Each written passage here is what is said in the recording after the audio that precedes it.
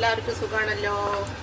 Today special ഒരു item ആയിട്ടാണ് വന്നിട്ടുള്ളത്. ഇന്ന് ഇത് കൂന്തലാണ്, കൂന്തൽ റോസ്റ്റാണ് ചെയ്തുകൊണ്ടിരിക്കുന്നത്. കൂന്തൽ റോസ്റ്റ് എങ്ങനെ ചെയ്യുന്നത് പറഞ്ഞാൽ, ആദ്യം കൂന്തൽ നന്നായി ക്ലീൻ ചെയ്യണം. അതിന് മഷി ഉണ്ടാവും ഉള്ളിൽ, അതൊക്കെ എടുത്ത് ക്ലീൻ ചെയ്ത് നീറ്റാക്കി കഴുകി വെച്ചതിന് ശേഷം ചുവന്നുള്ളി, ഇഞ്ചി, പച്ചമുളക്, വെളുത്തുള്ളി ചതച്ചിട്ട് ഈ മുളകും പൊടി, മഞ്ഞൾപ്പൊടി, കുറച്ച് കുരുമുളക് പൊടി, ഈ എന്താ പറയുക കൂന്തലും കൂടി മിക്സ് ചെയ്തിട്ട് എണ്ണ ഒഴിച്ചിട്ട് അതിലേക്ക് അത് കഴിഞ്ഞ് ചെയ്തിട്ടുള്ളൂ.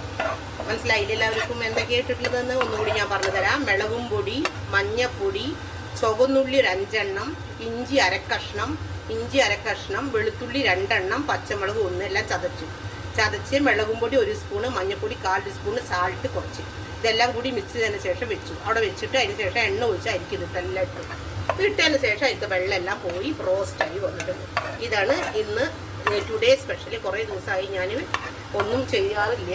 ഇന്ന് കൂന്തൽ കുറച്ച് കിട്ടി. ഞങ്ങളുടെ വീടിൻ്റെ അടുത്ത് ഒരു ഓട്ടോക്കാരൻ കടലിലേക്ക് പോയിട്ടുണ്ടായിരുന്നു. ചാവക്കാട് കടലിലേക്ക് പോയിട്ട് വരുമ്പോൾ കുറച്ച് കൂന്തൽ മേടിച്ചിട്ട് വന്നു. അപ്പോൾ ഇന്ന് കൂന്തൽ റോസ്റ്റ് ആവാമെന്ന് വിചാരിച്ചു. കൂന്തൽ റോസ്റ്റ് ചെയ്തു. ഇപ്പം അത് കൂന്തൽ റോസ്റ്റ് ആയി കഴിഞ്ഞു. വളരെ ടേസ്റ്റിയാണ്. എല്ലാവരും വീട്ടിൽ ചെയ്ത് നോക്കണം.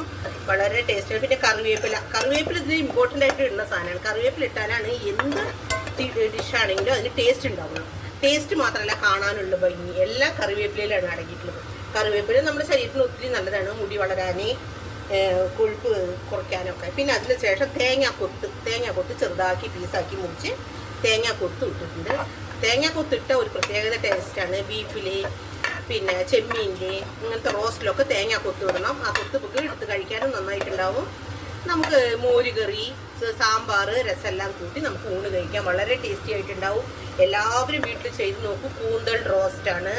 കൂന്തൽ എങ്ങനെയാണെന്ന് കാണിച്ചു തരാം. കൂന്തൽ അറിയില്ല, എല്ലാവർക്കും അറിയണതാണ്. എന്നാലും ഞാൻ ഒരു കൂന്തൽ എടുത്ത് കാണിക്കും. ഇതാണ് കൂന്തൽ.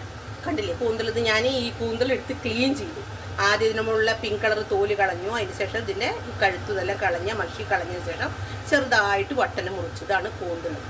എല്ലാവരും അറിയാത്തവർക്ക് പറഞ്ഞു തരികയാണ്. അറിയണ ആൾക്കാർ നിറയെ പേരുണ്ട്, അറിയാത്തവരും ഉണ്ടായിരിക്കില്ല. അതുകൊണ്ടാണ് ഈ കാണുന്ന കൂന്തലാണ് ഈ കാണുന്ന റോസ്റ്റായി മാറിയിട്ടുള്ളത്. വളരെ ടേസ്റ്റാണ്. ഇത് പിന്നെ നമ്മൾ ഐസിലിട്ട് മീനൊന്നുമല്ല കേട്ടോ. ഇത് ചാവക്കാട് കടലിൽ നിന്ന് മേടിച്ച് കൊടുക്കുന്ന മീനാണ്. അതുകൊണ്ട് പിന്നെ പ്രത്യേക ഒരു ടേസ്റ്റ് ഉണ്ടായിരിക്കും.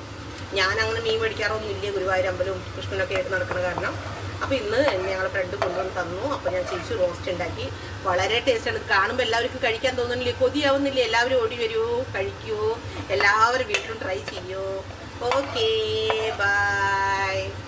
കൂന്തൽ എണ്ണയൊക്കെ നന്നായിട്ട് ഇങ്ങനെ വരണം. അപ്പോഴാണ് കൂന്തൽ റോസ്റ്റ് ആയി എന്നർത്ഥം.